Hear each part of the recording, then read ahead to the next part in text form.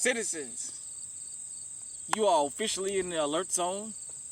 Welcome to another episode of Never Again. I am the host, Uncle James. I would love you to become an active citizen of the alert zone. And you can do that by hitting the subscribe button, hitting the bell so you can be notified when we drop fire content, giving the video a like, sharing, all that good stuff. If you are 18 years of age or older, practice your Second Amendment rights. So, this is being brought in part by I Love Mike Vert Clothing. You can reach him on Instagram, Mike Vert. Today, got my Ruger SR45. I'm rolling with Big Ugly. Got Big Ugly with me today, aka 504. When I started the Never Again docuseries, I said I would talk about atrocities that happened around the world, starting here in the United States, and I would spread out. So, there was an event in 2005 that almost 20 years later still affects me. Hurricane Katrina and its aftermaths. For those of you who are New Orleanians, or you live in Jefferson Parish, or St. Tammany Parish, or St. Bernard Parish, you know the New Orleans area has never been the same since. The amount of lives and death that was spread, if you're from outside of the city, you will never be able to imagine the horrific things that happened during Hurricane Katrina. You know, the world seen American citizens begging for help for over a week before something was finally done. As citizens of New Orleans, when we went throughout the country, some places we were greeted, some places we were called refugees as though we came from foreign countries, third world countries. We were American citizens, taxpayers. Some places outright rejected us. Some places welcomed us with open arms, and we still live in those places to these days. The state of Texas, for the most part, was very welcoming. There was a couple places that they were not welcoming of us, but it's a different subject. For all the chaos that went on during the aftermath of Hurricane Katrina, there is a little known atrocity that happened that most people outside of New Orleans never heard of, and we're going to cover that today. The Danziger Bridge massacre, an attempted massacre. So for those of you who don't know or have never been to New Orleans, US 90 in New Orleans is called Chef Mentor Highway. So when you come in from New Orleans East back into the city, you can take I-10 or the high-rise bridge, or you can take the Danziger Bridge, which is US 90. There was an incident that happened on the Danziger Bridge, and we're going to talk about that today. On the morning of September 4th, 2005, 6 days after Hurricane Katrina struck New Orleans, members of the New Orleans Police Department ostensibly responded to a call from an officer under fire, shot and killed 2 civilians at the Danziger Bridge, 17-year-old James Brissett and 40-year-old Ronald Madison. 4 other civilians were wounded. All the victims were African American. None were armed or had committed any crime. Madison, a mentally able disabled man, was shot in the back. The shootings caused public anger and further eroded the community's trust had in the NOPD and the federal response to Hurricane Katrina overall. The NOPD attempted to cover up the killings, falsely reporting that 7 police officers responded to a police dispatch reporting an officer down, and that at least 4 suspects were firing weapons at the officers upon their arrival. Reverend Raymond Brown, local head of the National Action Network, described the shootings as a racial tragedy. On August 5th, 2011, a federal jury in New Orleans convicted 5 NOPD officers of myriad charges related to the cover-up and deprivation of civil rights. An attorney for the U.S. Justice Department described the case as the most significant police misconduct prosecution in the U.S. since the Rodney King beating case.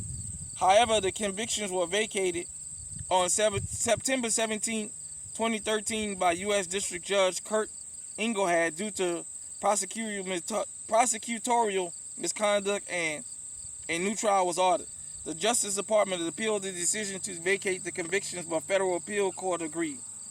On April 20, 2016, the 5 officers pleaded guilty to various charges related to the shootings, and in return received reduced sentences ranging from 3 to 12 years in prison. 3 of the officers are white and 2 are African American.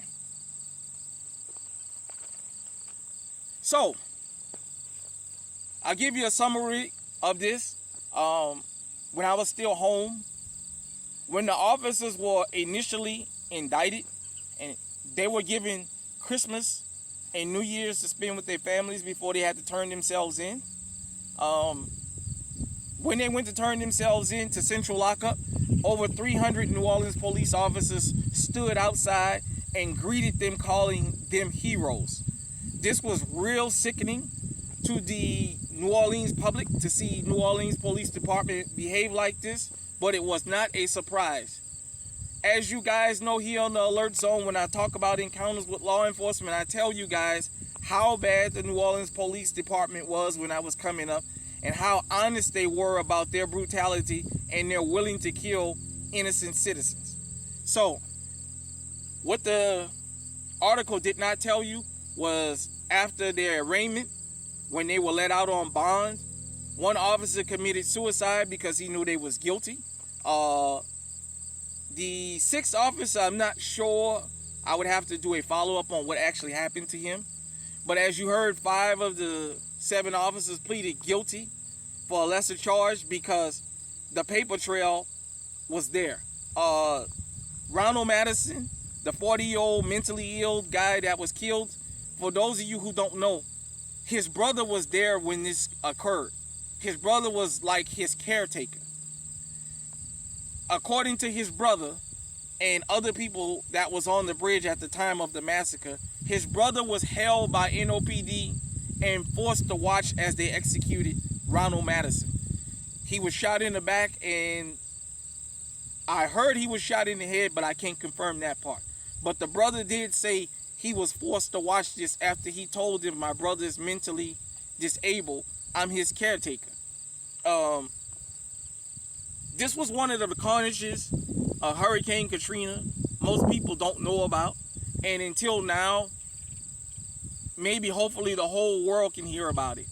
It was a racial event that was carried out by black and white officers. I've always told you guys, when it comes to the blue, it doesn't matter. A lot of us in black society say we prefer being stopped by non-black officers so that if we mistreat it, it doesn't hurt as bad as having one of our own do it. But as I told you guys, and here in the Alert Zone, I don't do content just because. If I don't know what I'm not talking about, I'm not going to throw that out there. I'm not out here fishing for trouble.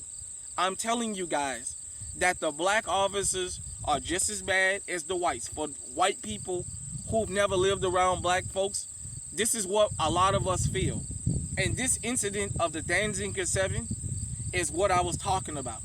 You see how they lied and said they were being shot at, and they shot a bunch of unarmed people?